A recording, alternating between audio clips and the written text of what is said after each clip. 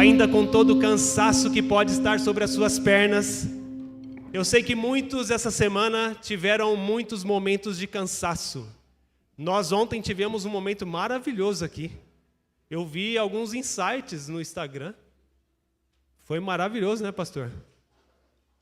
Muitas mulheres curadas. Para as mulheres que prepararam, que coisa mais linda, que excelência.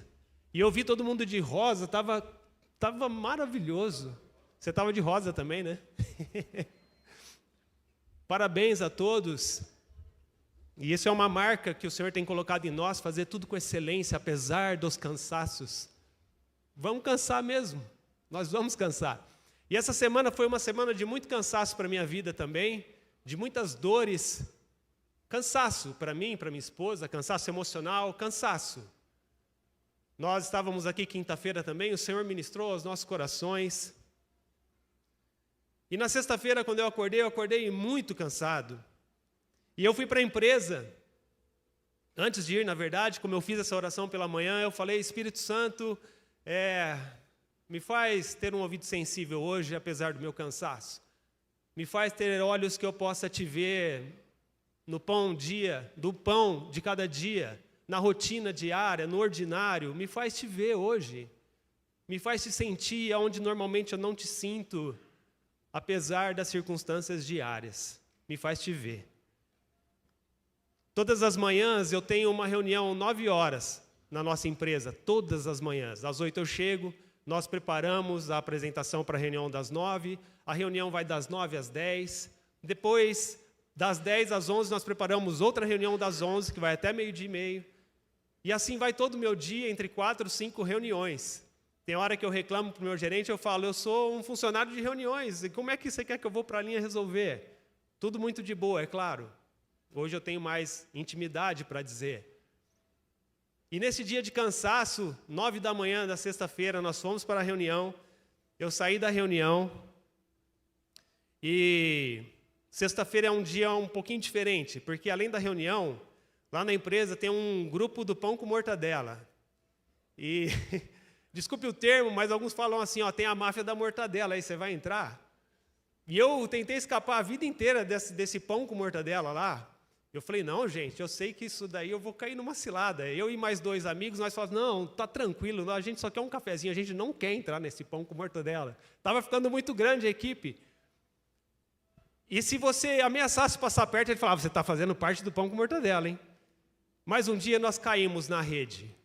A máfia do pão com mortadela nos pegou.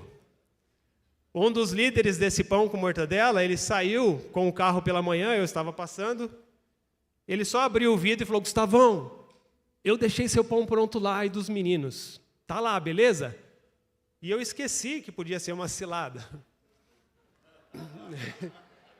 Eu acho que a fome falou mais alto e eu entrei nesse bendito pão com mortadela.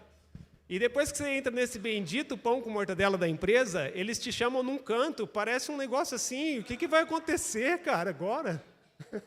Ô Emerson... Eles chamaram nós, parecia uma reunião. E aí eles falaram assim, o negócio é o seguinte, vocês comeram o pão com mortadela. E assim, a hora que entra no pão com mortadela, tem algumas regras. A primeira rodada você tem que pagar. Eu falei, o golpe está aí. Eu mais 2. E eu falei, quanto está saindo? Ele, R$200. Eu falei, mas alguém está querendo trocar de carro? Quem que é o presidente desse negócio? R$200? Como é que eu vou falar para minha esposa que é R$200 para comer pão com mortadela nesse lugar? De repente, assim, sai da sua conta R$200. Então, saí dali, eu falei, rapazes, vamos fazer o seguinte, estamos em 3, a rede pegou nós 3. Tem mais uns 20 nesse grupo. Diz que para sair é só virando vegetariano, é igual se converter para sair, sabe, de alguns lugares. E aí eu falei, vamos dividir?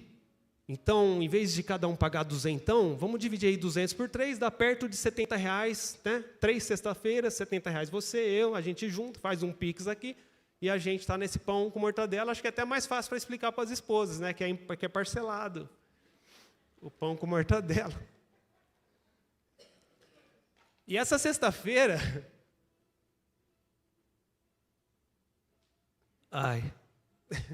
essa sexta-feira aconteceu algo extraordinário. Faz acho que uns 2, 3 meses que a gente faz parte disso. E aí acabou a reunião das 9, a gente falou, vamos lá para o pão com mortadela.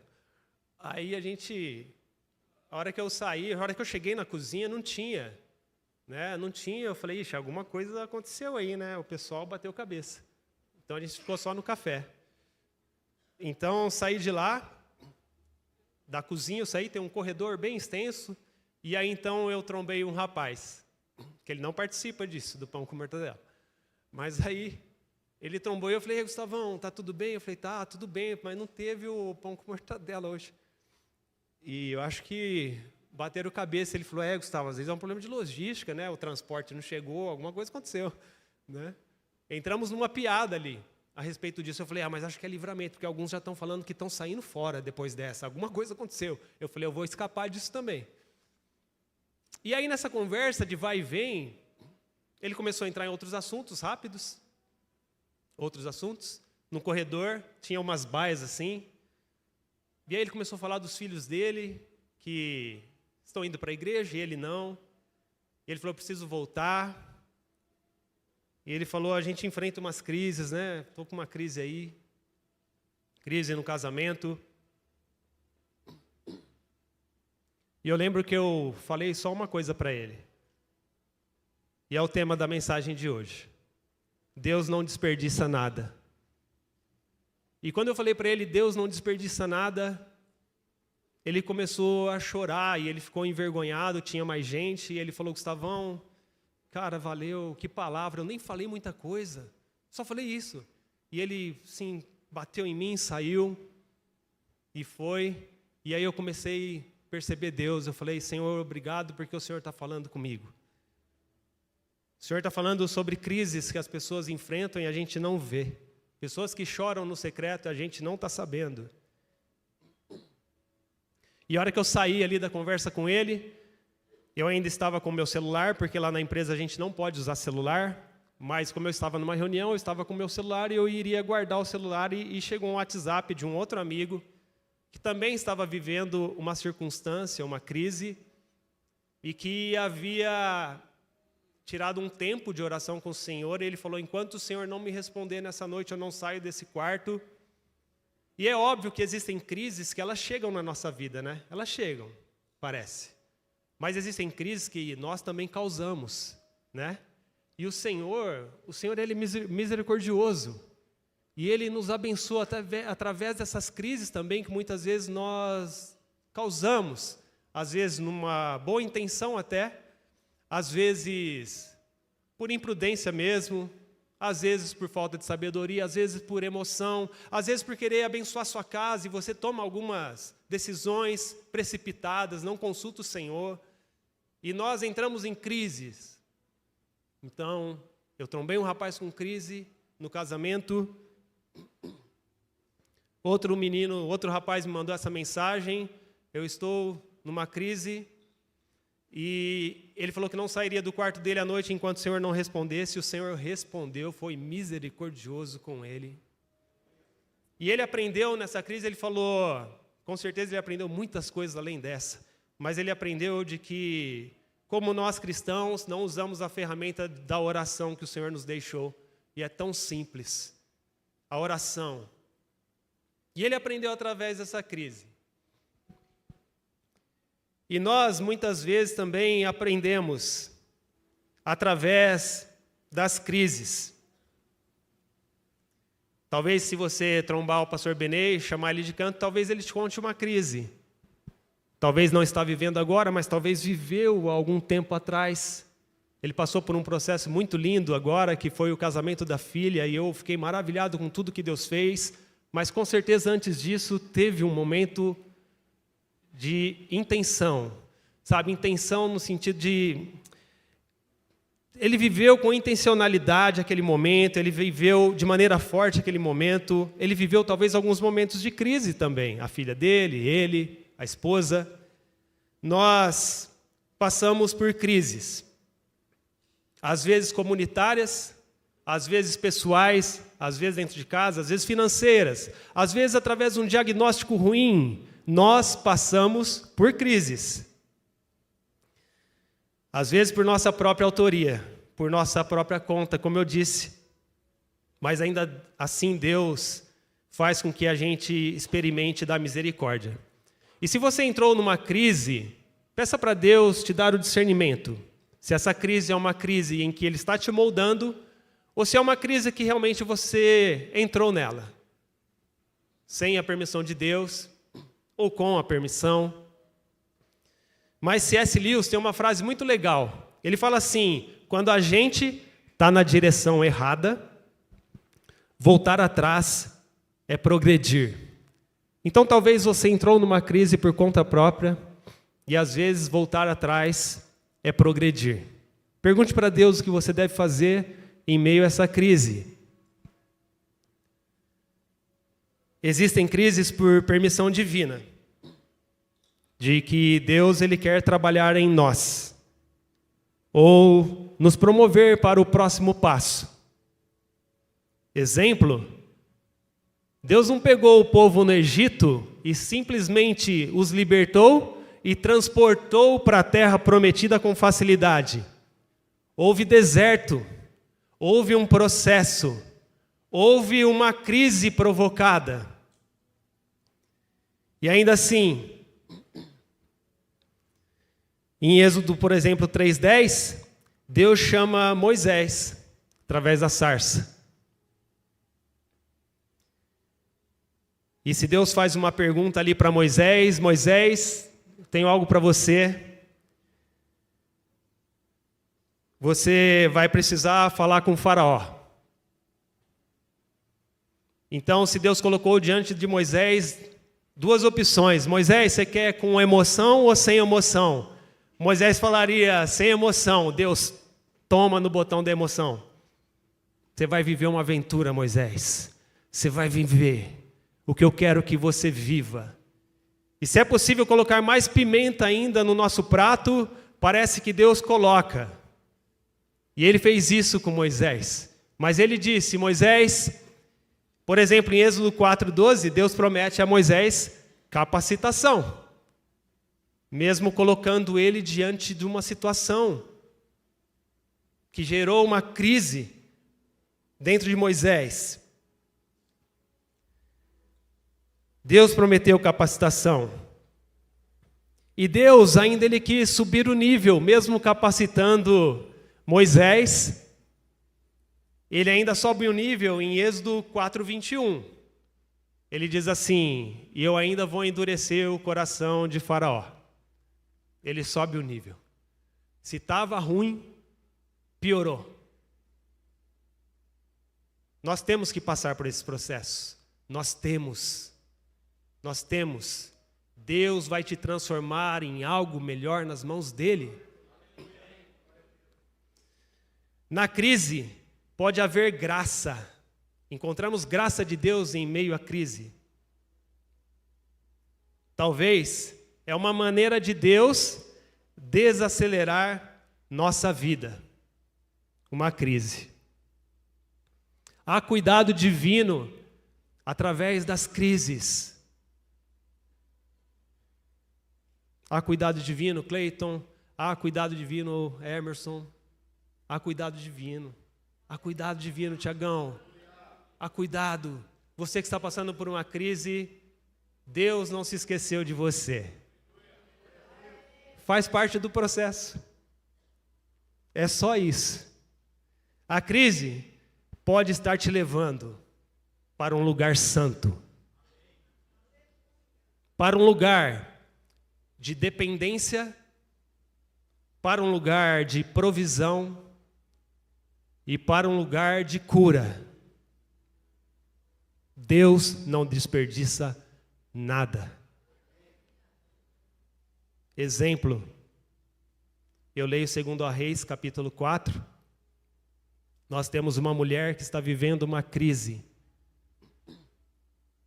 Ela perde seu marido, um discípulo do profeta Eliseu.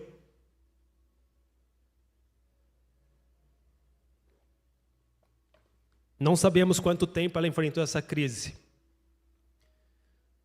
Mas a viúva de um dos discípulos Segundo a Reis 4, eu vou ler. E uma mulher, das mulheres dos filhos dos profetas, clamou a Eliseu, dizendo: meu marido, teu servo, ele morreu. E tu sabes que o teu servo temia ao Senhor. E veio o credor para levar os meus 2 filhos para serem servos. Ela estava numa crise, ela perdeu seu marido. E ainda, o botão da emoção é apertado ainda mais. O nível sobe, credores batem na sua porta. Nós vamos levar os teus filhos. Deus sobe o nível. No versículo 2, e Eliseu lhe disse: que hei de fazer? Na terra que eu vivo lá em Lucélia, eu acho que eles falariam: eita pega. Seria vixe, ô louco. Foi essa sensação que eu tive quando eu fiquei sabendo dos R$200. Eu falei: eita pega. É uma expressão nordestina, eu pesquisei também, porque a gente fala, e eu pesquisei, eu falei, vai que tem algo espiritual nisso, e a gente fica falando, né? Mas não tem, é uma expressão nordestina. E tem uma outra expressão que eles usam lá no interior, em Lucélia, mas é estado de São Paulo, né? Por algum motivo isso desceu para cá, e às vezes eles falam: eita gota serena. Às vezes eles param no eita gota, quando surpreende mais tem o serena, depois. Então Eliseu fala assim: eita, e agora? Que hei de fazer? Versículo 2. Dize-me o que tens em casa, ele fala para a mulher. E ela disse: tua serva não tem nada não, está osso, senão uma botija de azeite.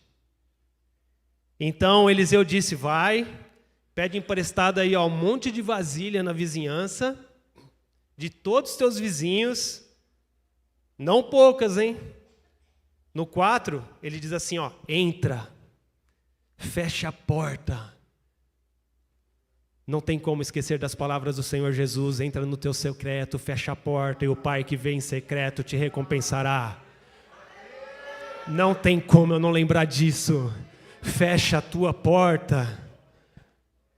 Fecha a tua porta sobre ti e sobre os teus filhos, e deita o azeite em todas aquelas vasilhas, e põe a parte a que estiver cheia, vai enchendo sem encosta, encosta, vai armazenando. Então ela foi, fechou a porta sobre si, sobre os seus filhos, e eles iam trazendo mais vasilhas. Mamãe, toma vasilha. E elas enchiam. E sucedeu que, cheias que foram as vasilhas, nesse lugar secreto, com a porta fechada, disse a seu filho: traze-me mais uma vasilha. Ele falou: mãe, acabou. Não tem mais vasilha alguma, então o azeite cessou. Talvez é um convite para você ir para o seu secreto, fechar a tua porta e apresentar o que você tem para Deus nessa manhã. Eita pega, pastor Rui falou aqui. E aí Eliseu então fala para ela assim: vai, vende o azeite, paga a sua dívida, a dos teus filhos, e vivei do resto, para toda a vida. Provisão, dependência, não do seu marido, mas um Deus Altíssimo.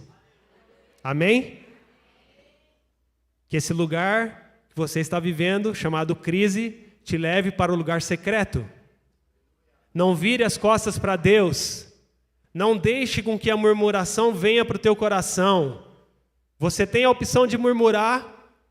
Você também tem a opção de lamentar diante do Senhor. É só conhecer o livro de Jó. Você pode fazer isso. Mas não entre em murmuração, não reclame, sabe? Diante do público, vai para o teu secreto, chora lá, tem um secreto com o Pai, apresenta o teu azeite, tua botija, tudo que você tem. Eu não tenho nada, você tem um coração aí.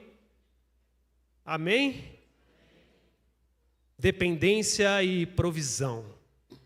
não tem como virar as costas para esse Deus. Ele criou todas as coisas. O vento obedece Ele. Como faz isso? A chuva para, o sol nasce, a lua vem, a noite chega, amanhece de novo, Ele nos dá uma nova página. Esse Deus é maravilhoso. Você já pensou no tamanho da terra, criada pelo nosso Deus? Deixa eu te contar algo. Você já pesquisou as estrelas, que Deus sabe os nomes? Qual é a maior delas descoberta até o momento? Chama Stephen. Eu acho que é assim que se fala. Ela tem uma sigla, aí termina com C2-18. Stephen, uma coisa assim. E aí eu fui pesquisar qual o tamanho dessa estrela. E Deus a chama pelo nome. Tem pessoas aqui que viajam muito de avião. E eu quis marcar uma curiosidade aqui. Stephen, a 2,18, ela tem 2.150 vezes maior que o raio do Sol. O diâmetro dessa estrela tem 3 bilhões de quilômetros. Quem criou? Vai virar as costas para esse Deus? Que é o homem, Senhor, para que com ele te preocupes, Pai. Eita gota, aleluia. Diâmetro 3 bilhões de quilômetros. O volume dessa estrela, ela tem 10 bilhões de vezes maior que o Sol. Olha que isso! Deus, com a tua palavra, tem um monte de galáxias. Se essa estrela fosse colocada no centro do sistema solar, olha que interessante, a superfície dela engoliria a órbita de Saturno inteira. Se a gente pegar um avião, Emerson, e todo mundo aqui que já andou de avião, eu trabalho numa empresa que às vezes me manda lá para a China, e é muito longe, são 2 dias de viagem, 3 aviões, o primeiro é 15 horas, o segundo é 8 horas e meia, o terceiro é 3 horas, e depois teve um dia que eu peguei barco 40 minutos, depois eu peguei mais 2 horas de carro, não chega nunca. E se a gente subir num avião e falar, Senhor, me proporcione que eu dê a volta na Stephen que o Senhor criou, os cientistas chamam elas de Stephenson, C218.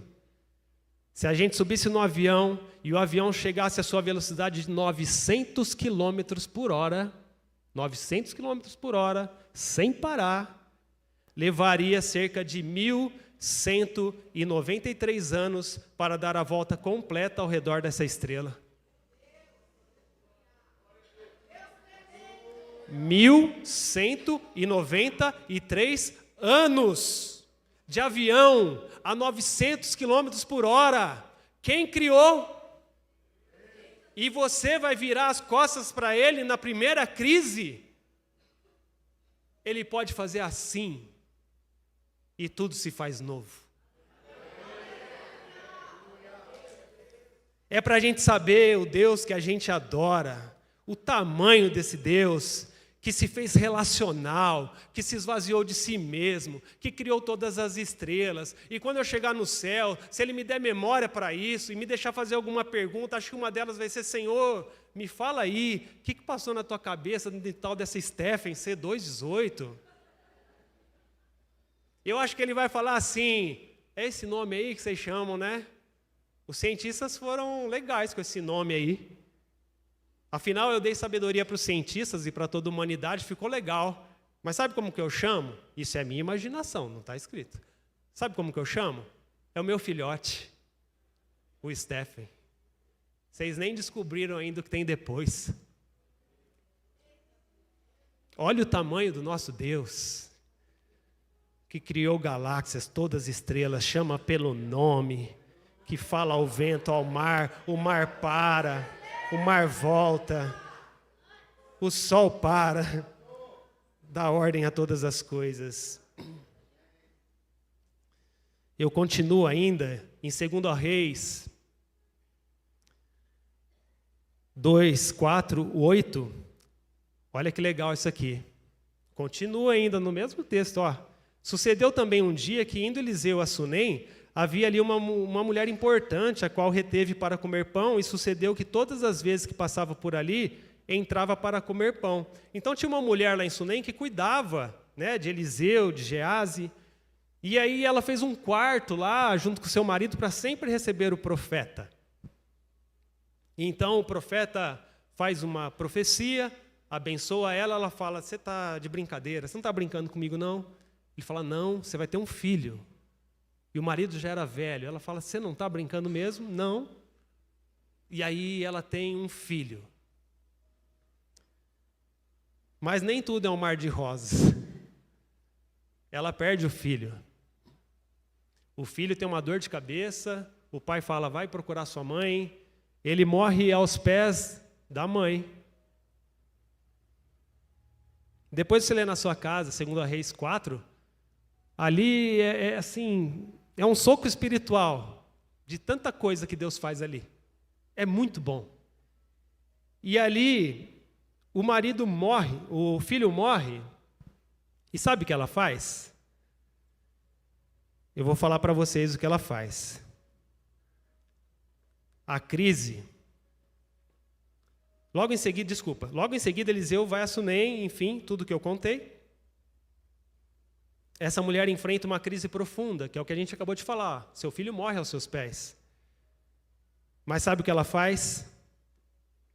Ela leva seu filho para o quarto. E sabe o que ela faz?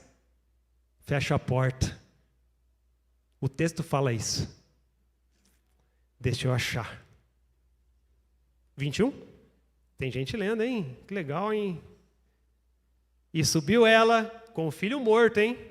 Deitou sobre a cama, ela deitou sobre a cama do homem de Deus, que era Eliseu, e fechou a porta. Olha aí, largou o filho morto, todo o seu problema no lugar secreto.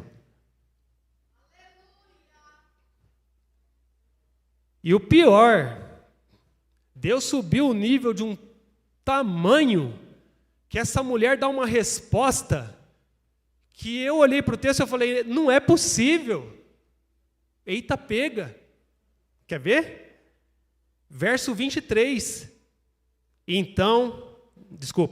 E disse ele, aqui é o marido dela falando para ela, por que vais ao profeta hoje? Não é lua nova, não é sábado. E ela disse assim, com o filho morto, no quarto, fechado, ela disse assim ao marido, o que está falando aí? Meu Deus, como assim?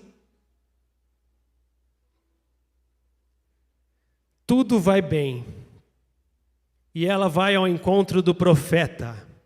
Essa crise fez ela levar o problema ao lugar secreto, fechou a porta e ela vai para um território santo. Ela vai de encontro ao profeta. E o profeta vem. E o que ela vivencia? Cura, milagre. Aleluia! Não existe milagre sem que uma crise anteceda. Não cai assim. Não é assim. Mas as crises nos apontam para o milagre. E você precisa dar uma resposta a esta crise no teu secreto com o Senhor Altíssimo. A opção é tua. Glória a Deus mesmo. Aleluia. Agora, é muito importante que nós tenhamos um entendimento de que as crises estão nos moldando para um novo nível ou para um nível de intimidade. Eu escrevi aqui.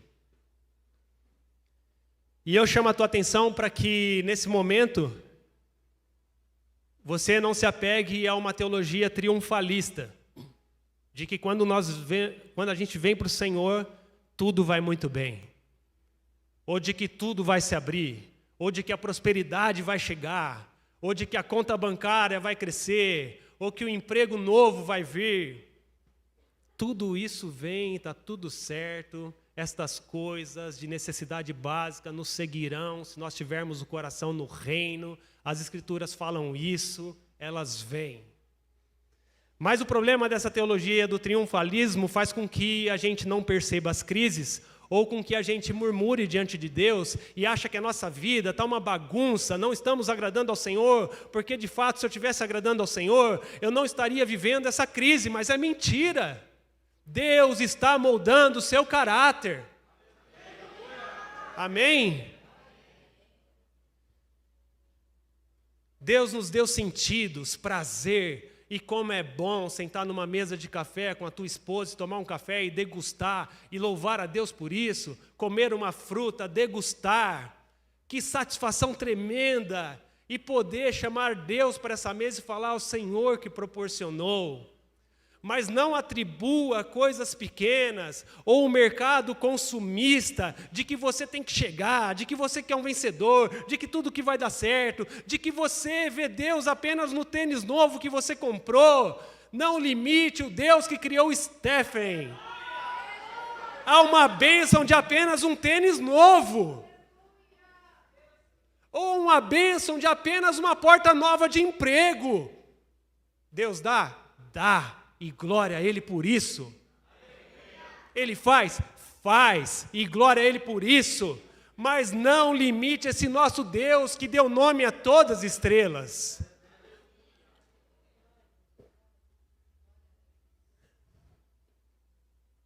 Talvez valha a pena a gente sondar o nosso coração e perguntar para nós mesmos o que de fato eu sei sobre bênção e vitória.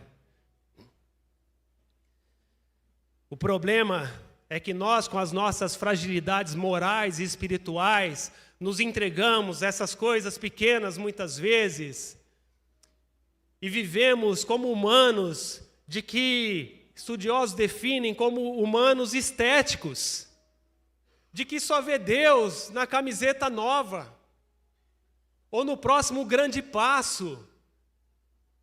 Nos tornamos estéticos, onde o ter mostra quem você é diante de Deus. É mentira. Talvez Deus nem nos conheça. E Ele pode falar isso para alguns de nós. Eu não vos conheço. E isso é muito frustrante.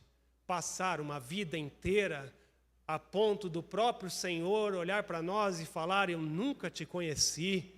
O Rei do Universo que criou todas as coisas, que conhecia cada propósito antes de sermos formados no ventre de nossa mãe, que criou o Stephen e todo o universo e toda a galáxia, dizer: eu não te conheço. Que nós não sejamos estéticos, que não sejamos espiritualmente rasos. Deus tem muito mais para nós.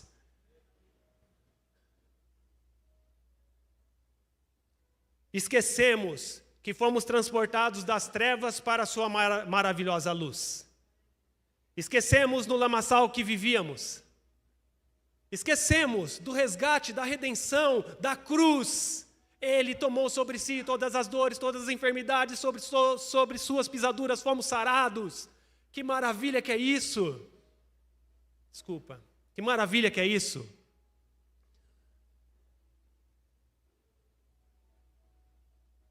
Não reduzamos as bênçãos divinas aos itens do nosso mercado consumista, atribuindo assim uma visão curta e muito baixa das bênçãos e vinculando apenas ao material. Comece a fazer da sua casa um lugar da presença. A presença, ou aliás, a proposta é que teremos uma satisfação eterna na presença de Deus. A oração de Jesus foi: que te conheçam, ó Pai. E as bênçãos que o Senhor quer que nós experimentamos, Ele quer com que, através dessa crise, você se torne luz e sal nessa terra. Ele está transformando o nosso caráter através das crises. Amém? E às vezes sobe o nível, às vezes acaba uma, vem outra. E está tudo certo. Deus está no controle. Ele criou as galáxias. Está tudo bonitinho, girando. E se Ele fizer assim, tudo vai embora. E faz tudo novo. E refaz, e desfaz. Está tudo certo, irmão. Descansa no Senhor, na força do seu poder. Amém? Está tudo certo. Tem um processo para chegar, tem um deserto para atravessar.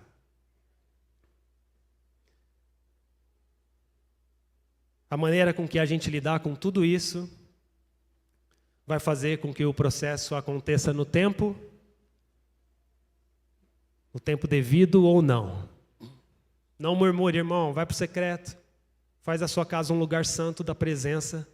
Pega a crise, vai para o quarto, fecha a porta, apresenta. Só tem o azeite, é isso mesmo, é só isso, meu filho, está tudo certo.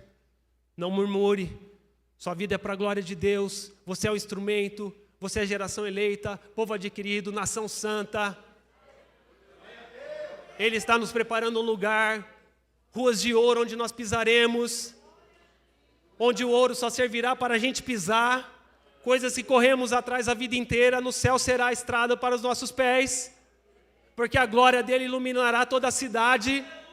Satisfação na presença dele, o tempo todo, em todo tempo. Vai limitar Deus nas bênçãos consumistas?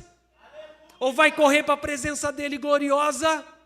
Eu me consumi aqui naquele canto de manhã, eu chorei copiosamente com o louvor que estava acontecendo aqui, com a atmosfera. Eu estava do lado do pastor Charles, ele orando, pastor Benê ali se derramando, orando em línguas, o outro irmão ali também, veio um outro e me abraçou, pastor Davison me trombou lá, falou, vem cá meu filho, deu um uta em mim, vamos lá, vamos junto. Eu estava tremendo, porque é assim que eu fico em dia que eu tenho que trazer a palavra. Quando eu faço evangelhaço nas ruas, minha mão sua, como está agora. Quando eu estava no louvor, eu melava tudo esse microfone de suor, de nervosismo. Mas isso é bom, porque é um termômetro para a minha vida e saber que tudo é Ele. Amém? Tudo é Ele. Amém? Aleluia! Glória a Ele mesmo. É o Deus Todo-Poderoso. Oh, glória! Aleluia! Eu vou morrer com uma frase do pastor Benê: Gustavo, nós temos que sair de cena, sempre. Eu nunca vou esquecer disso. Obrigado, pastor. Eu já ensinei para muita gente isso. Aleluia.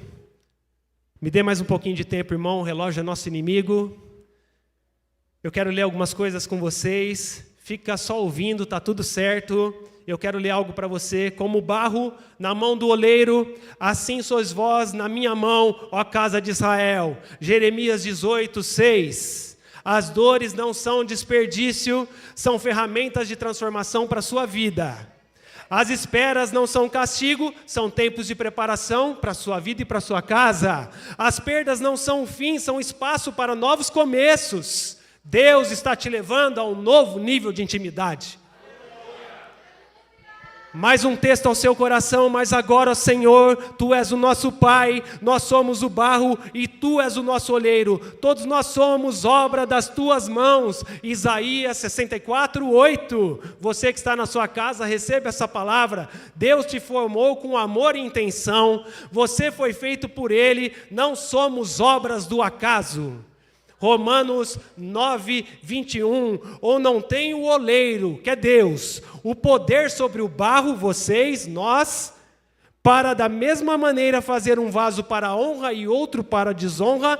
Ele é soberano, Ele nos molda segundo o seu plano eterno, e a questão não é o tipo de vaso, mas sim a disposição em deixar Deus nos moldar. Amém? Olha esse, segura isso agora, porque somos feitura sua, criados em Cristo Jesus para boas obras, as quais Deus preparou. O quê? As boas obras, para que andássemos nelas. Com qual propósito? Refletir a glória dele. Efésios 2:10, a palavra feitura aqui vem do grego poiema, não sei se é assim que fala. Tá? Mas estou lendo como é escrito, poiema, que quer dizer, somos obra-prima, expressão criativa e criação intencional de Deus. Ferramentas em suas mãos. para a glória dele. Agora acalma o seu coração, fica vendo. Filipenses 1:6. Aquele que começou a boa obra em vós, há de completá-la até o dia de Jesus Cristo, nosso Senhor. Deus apenas não inicia, Ele aperfeiçoa, através das crises, através do processo, através do deserto. Você é uma ferramenta, você é um vaso, Ele está te aperfeiçoando. Irmão, corra para o teu quarto, todas as manhãs, e não abra mão disso. Tire um tempo com Ele. O processo é contínuo e cheio de esperança. Jesus é a nossa esperança. Somos barro nas mãos do oleiro, somos como metal, como ferramentas que estão sendo forjadas nas mãos do ferreiro. Se o ministério de louvor está por aí, se puder ir só devagarzinho ali, está tudo certo. Vai fazendo aquele sonzinho gostoso, tá bom? Nós somos ferramentas nas mãos do ferreiro. E a propósito, as bigornas ainda são usadas em processos artesanais. Sabe por quê? Porque elas oferecem uma base estável e resistente para moldar as ferramentas. Elas permitem, as bigornas, precisão e controle no trabalho manual do ferreiro. As bigornas são ideais para trabalhos personalizados ou restauração de peças antigas. Irmãos, Cristo também oferece uma base estável e resistente para as nossas almas, para a sua vida. E sabe onde está? Mateus 11:28. Segura aí. Venham a mim, todos os que estão cansados e sobrecarregados, e eu lhes darei descanso. Se entrega ao processo, meu irmão. Se entregue a essa base estável e sustentável pelo nosso Senhor resistente, chamada descanso nele, em meio às crises e circunstâncias da minha vida, em meio a todo o processo doloroso. Ele é o descanso para minha alma. Confiem em Deus, irmãos. O seu nome preferido é Pai. E nunca se esqueçam, Deus não desperdiça nada. Anota aí, Deus não desperdiça nada. Papai está trabalhando. Você pode ficar de pé, vamos louvar ao Senhor com mais um cântico, com mais uma adoração ao Rei dos Reis. Que essa palavra tenha falado ao seu coração. Que você possa, em gratidão, entender o que o Senhor falou contigo nessa manhã. E se entregar ao processo e às circunstâncias. E fazer com que você possa ir para um lugar santo. Um lugar onde você fecha a porta e o Pai que vem em secreto te recompensa. Tudo isso que você está passando é Deus trabalhando em você. E o nome dele preferido é Pai. Feche seus olhos. Adore o Senhor aí com toda a sua força. Ore a Ele. Aleluia.